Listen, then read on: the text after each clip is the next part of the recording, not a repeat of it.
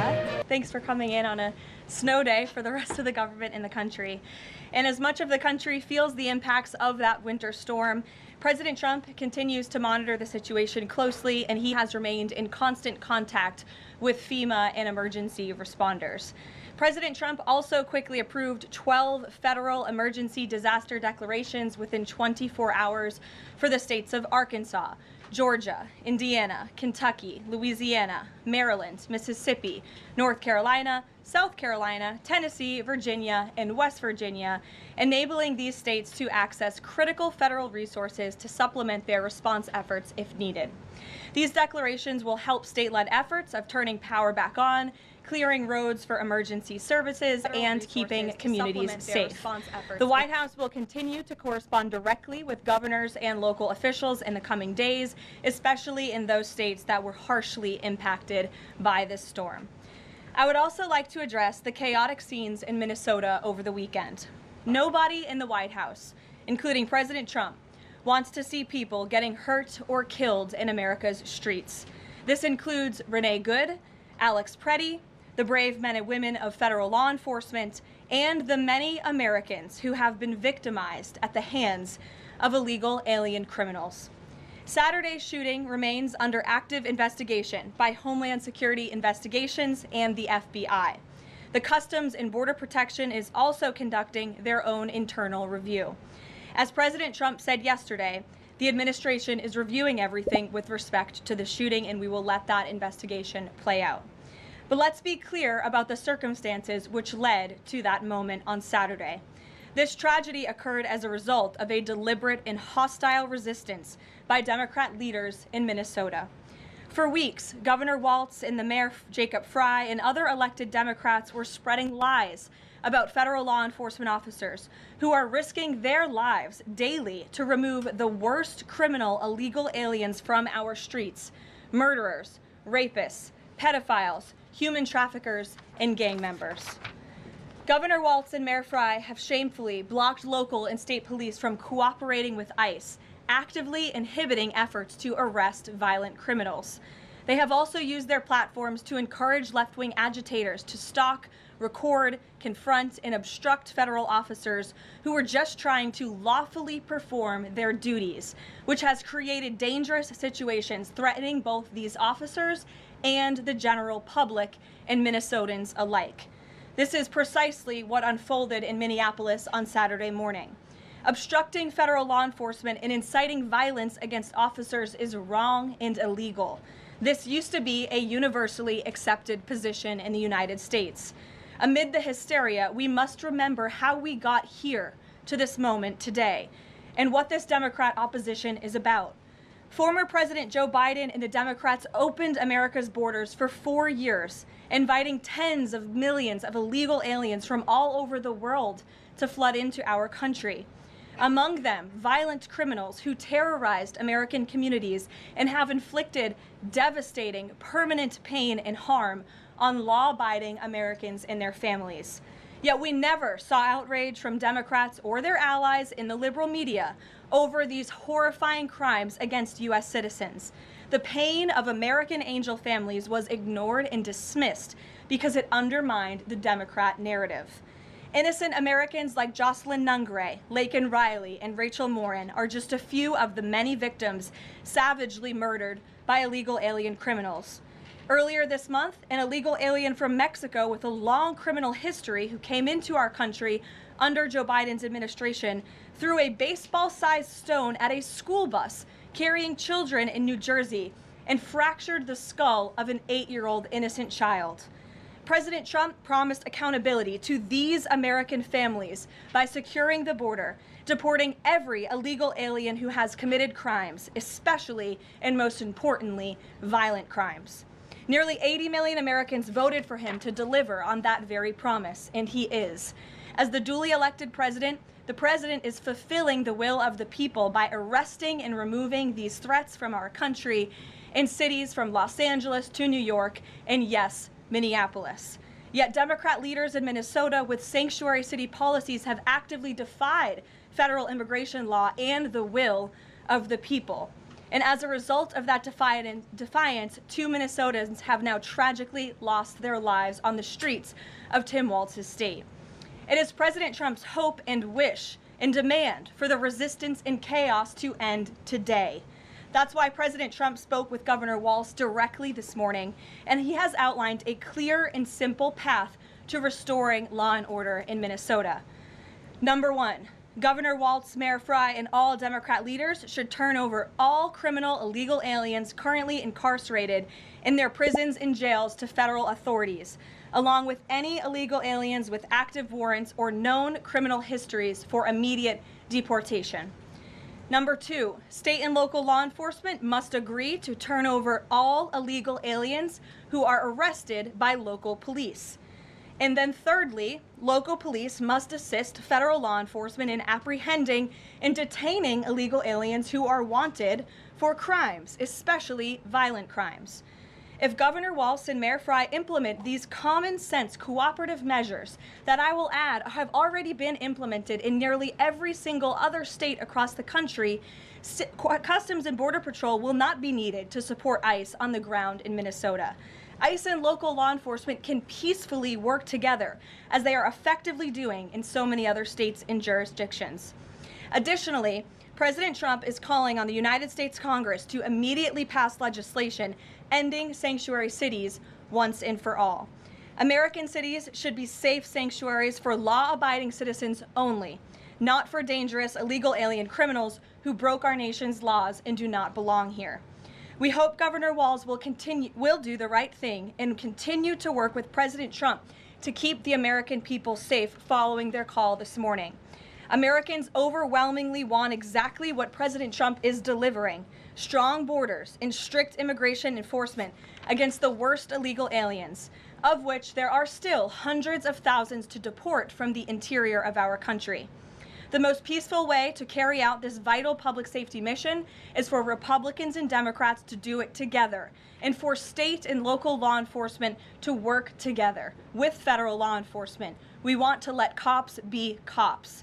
You wouldn't know this continues to be a very popular policy position from the biased media coverage over the course of the last few days, but polling shows huge support for this exact thing President Trump is calling for. More than 80% of Americans favor deporting illegal aliens convicted of violent crimes. A country unable to deport criminals who enter it illegally is no country at all.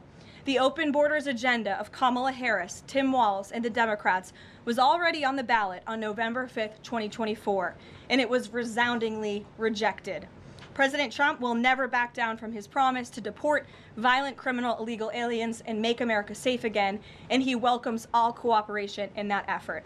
With that, I will answer your questions. And Jordan Conradson, why don't you kick us off today? Thank you for being here. Thank you, Caroline. Jordan Conradson from Gateway Pundit. I have a few questions. First, with respect to the shooting in Minneapolis, we're seeing massive outrage from mainstream media and the left, but I'm just wondering, where was that outrage when Ashley Babbitt, an Air Force veteran, was executed by Capitol Police Officer Michael Byrd, who she posed no threat to in the U.S. Capitol?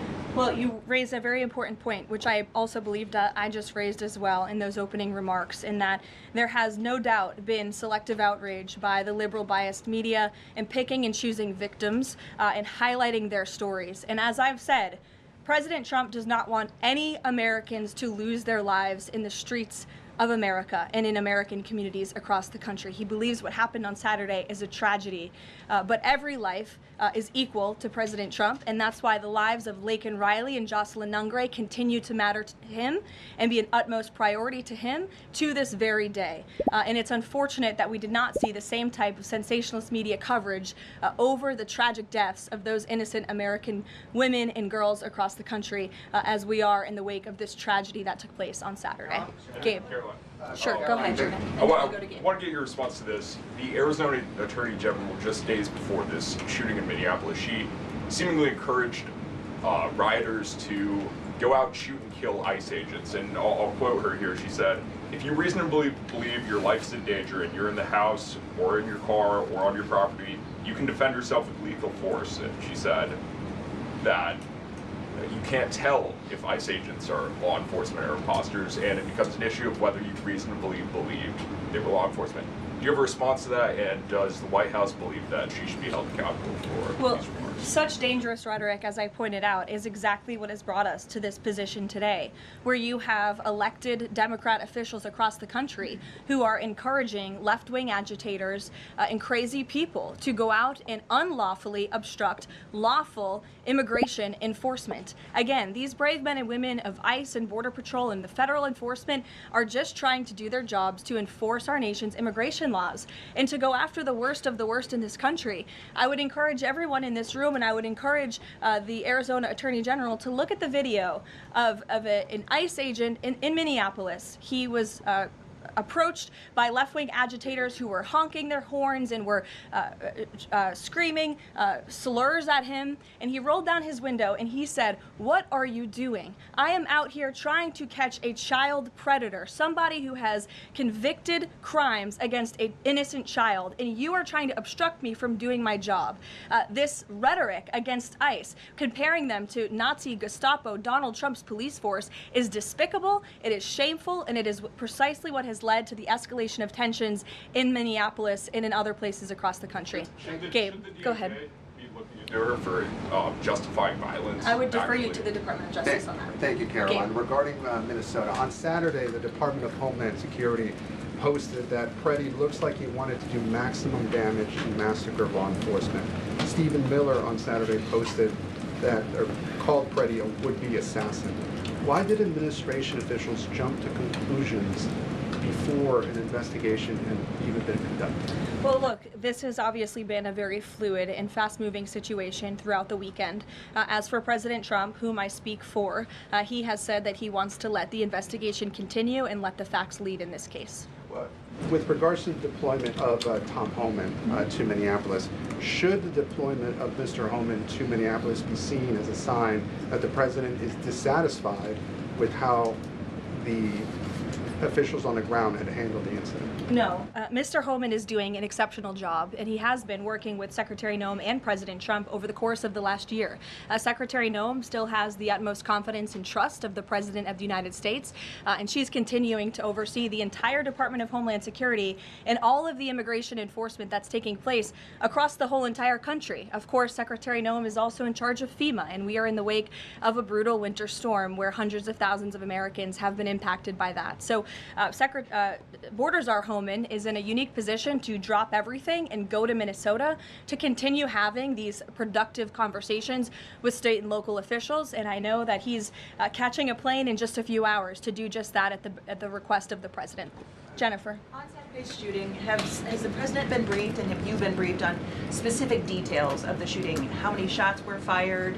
How many guns discharged? And I mean, did the protesters' gun go off, or only the officers' guns? Do you have any of those details?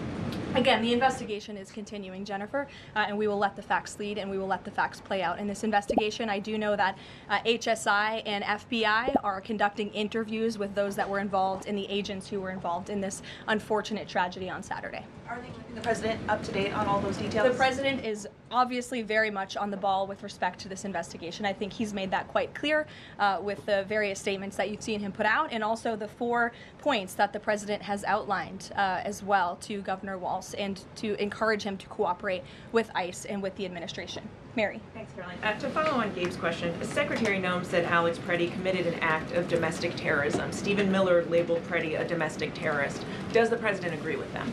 Look, as I've said, I have not heard the president characterize Mr. Preddy in that way. However, I have heard the president say he wants to let the facts in the investigation lead itself. Was he alarmed to hear his top officials referring to him in that way, rushing to that judgment? Danny, go ahead. Thanks, Caroline. On Stephen Miller's comments, will Stephen Miller be apologising to the family of Alex Preddy for calling him, quotes, an assassin who tried to murder federal agents, despite the fact that, as you say, this is still under investigation? Look, again, this incident remains under investigation, and nobody here at the White House, including the President of the United States, wants to see Americans hurt or killed and losing their lives in American streets. And we mourn for the parents. As a mother myself, of course, I cannot imagine the loss of life, especially losing one's child. And that same empathy from the president goes for the parents of angel families, and parents of victims of illegal alien crime across our country as well. And that's exactly why the president continues to be wholeheartedly committed to deporting the worst of the worst criminals from our country. Why don't we go to the back? Kelly. Caroline, does the president believe that the killing, though, was a mistake? Has he expressed that at all? Again, the president has said, you know, we have to review it, and this investigation needs to continue, and he's letting the facts on the investigation lead itself. Does he want the body camera footage to be released to the public? Now, that's not something I've heard the president commit to, so I won't do that from the podium. Sure. Caroline, how serious is the administration taking allegations that local and state officials in Minnesota are actively coordinating with demonstrators through encrypted or non-encrypted communications, as well as providing government resources to impede immigration enforcement operations? I'm sorry, Carrie, could you repeat your question?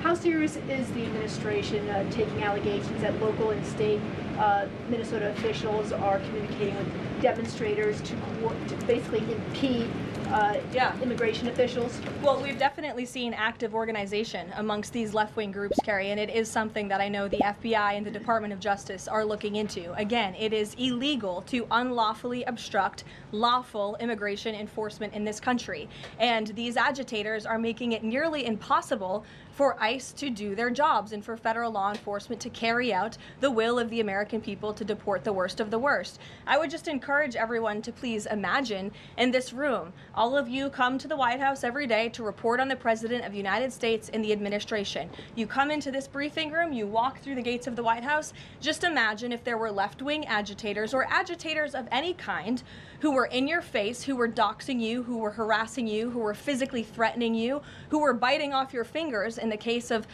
two Border Patrol agents we saw this past weekend in Minneapolis. That would make it very difficult for you to show up and do your job here at the White House every single day.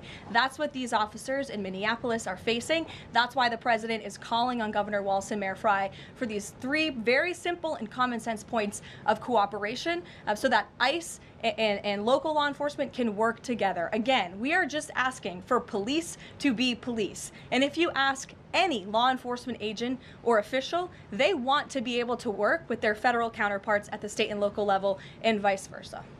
Caroline. Emotional damage. Looking forward, the role of Mr. Homan, is he being sent by the president to diffuse the situation that exists right now on the ground? Is he the point person essentially for the White House in terms of trying to tamp down the tensions that exist right now in Minnesota? Well, Mr. Homan is the point person for cooperating with state and local authorities and corresponding with them, again, to achieve this level of cooperation to subdue the chaos on the streets of Minneapolis. And I would just point out that Mr. Homan is someone who has been lauded for many, many decades for his experience working in law enforcement. In fact, this is a Washington Post headline from 9 years ago, 2016. Meet the man the White House has honored for deporting illegal immigrants. And I would remind everyone in this room that it was former President Barack Hussein Obama who awarded a medal to Mr. Homan. So he's obviously very qualified. He has the full trust and faith of the president.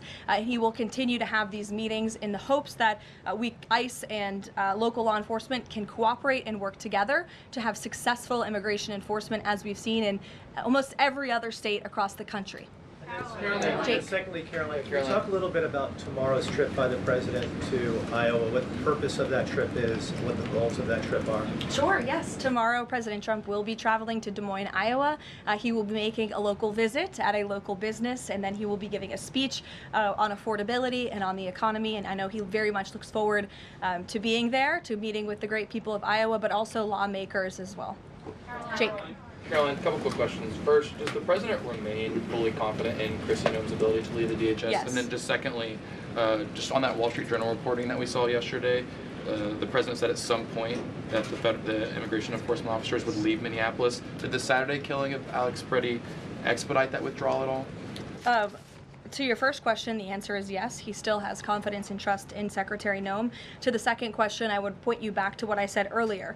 If Governor Walz and Mayor Frey implement these common sense cooperative measures, CBP will no longer be needed to support ICE on the ground in Minnesota. ICE and local law enforcement will peacefully work together, as they are effectively doing in so many other states and jurisdictions, to remove violent criminals from American neighborhoods across the country. Did Walz ask the president to remove the immigration enforcement officers? He asked the president to scale down, and the president reiterated what the president put out in his statement yesterday and what I'm sharing with all of you as well. I would just add on this level of cooperation a few statistics that I think are very important. 7 of the top 10 safest cities in the United States cooperate with ICE. And we've seen historic turnaround in safety in cities that have chosen to cooperate with ICE, that are not just led by Republicans, but also look right here in Washington, D.C. We had a great level of cooperation with Mayor Bowser in the local government, and we have been able to remove thousands of illegal aliens from the District of Columbia, where you all live, so you can thank President Trump for that. The murder rate in Washington, D.C. has plummeted as a result. There were no riots, there were no protests, nobody was tragically killed as a result of that level of cooperation between federal and local authorities. And again, that's all the president is asking for in Minnesota. It's totally common sense. Jared, go ahead. Thank you. Karoline, in this process, you continue to describe the situation in Minneapolis as chaos. Was there any mistake made by Secretary Noem that led the president to send Mr. Holman there? I'm sorry, I don't understand your question. Did Secretary Noem make a mistake which led to... If she made any mistake that could lead the president to send Mr. Holman to Minneapolis? No, as I already mentioned, Mr. Holman has been working alongside Secretary Noem and for the president over the course of the last year. And again, he's uniquely positioned to hop on a flight to Minnesota today to continue this correspondence with state and local authorities, and that's what he's going to be doing. Fran.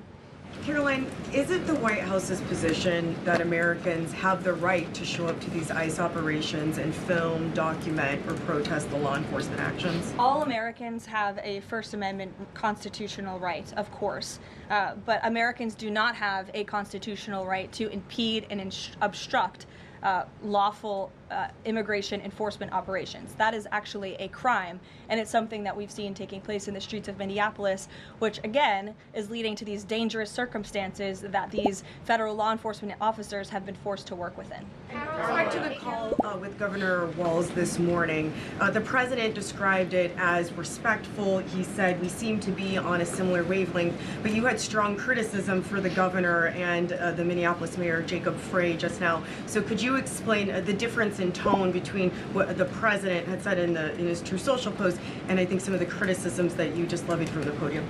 Fran, I think the criticisms that I laid out, I'm painting the picture for all of you in this room, are what led to the moment that we are in today, where Governor Walz and President Trump are having a conversation, a constructive and productive conversation to end the chaos and the lawlessness that has taken place in Governor Walz's state. Chris, Elena. Thank you. I had a question.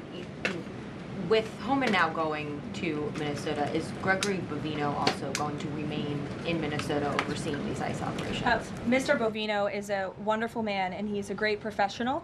He is going to very much continue to lead Customs and Border Patrol throughout and across the country. Mr. Holman will be the main point of contact on the ground in Minneapolis. And to follow up, given what we've heard from several Trump administration officials, people like Stephen Miller, as people point out, calling him a domestic terrorist, Bovino saying that Preddy was out to massacre law enforcement, why not require ICE agents to wear body cameras to clear up some of the disputes that we are hearing from witnesses and video footage versus what the administration has been saying? Well, that's a policy question that I know the policy folks in the building are having with members on Capitol Hill, and I'll leave it to them and the president to make that decision. And I just, my final question is on, you were talking about the level of cooperation that the president talked about with Governor Walz.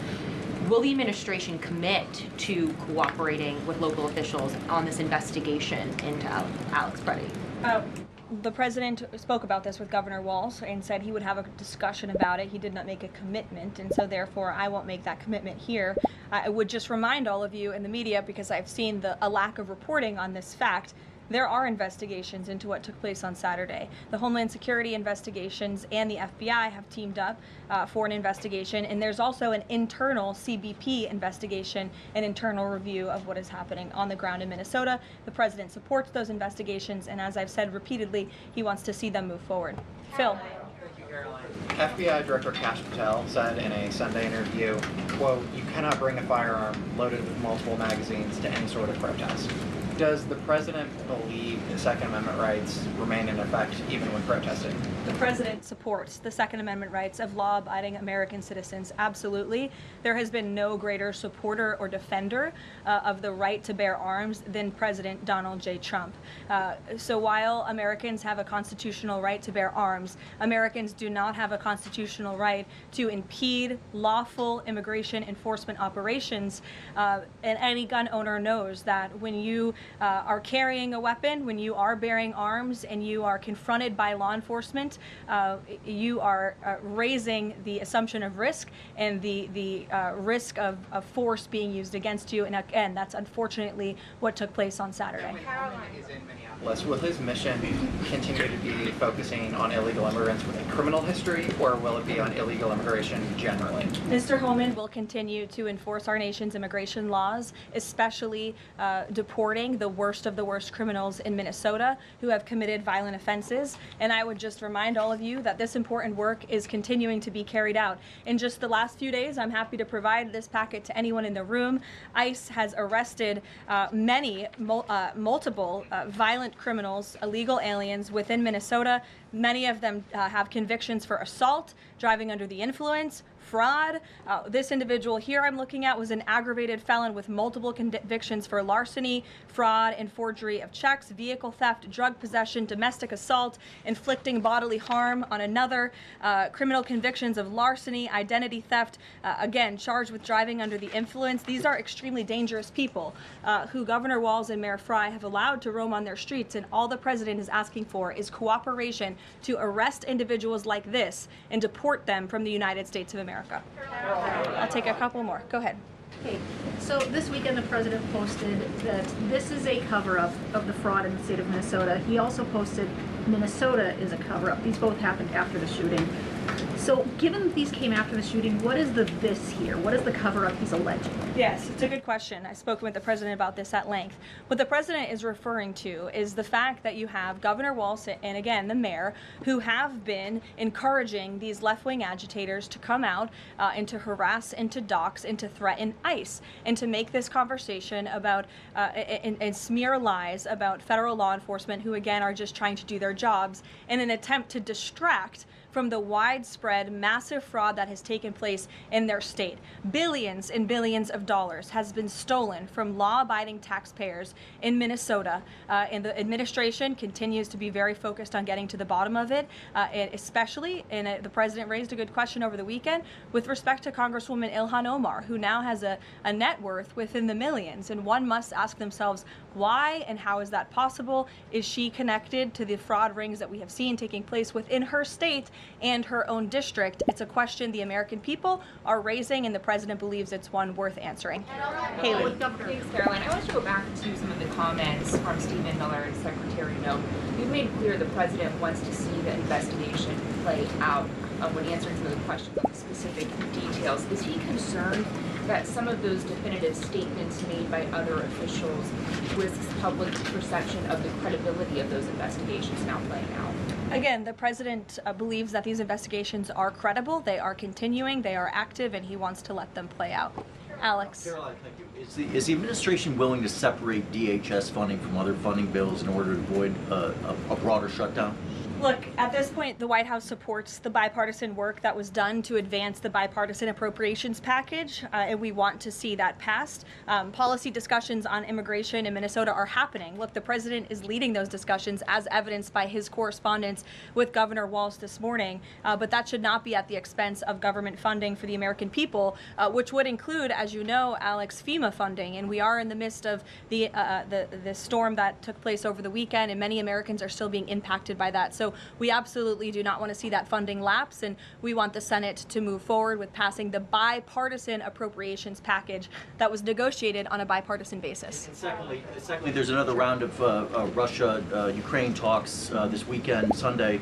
I wonder if you can walk us through with the president, how he'll be involved in that, if at all. We'll be talking to President Putin, President Zelensky ahead of those meetings. I'm not tracking any scheduled calls at this point in time.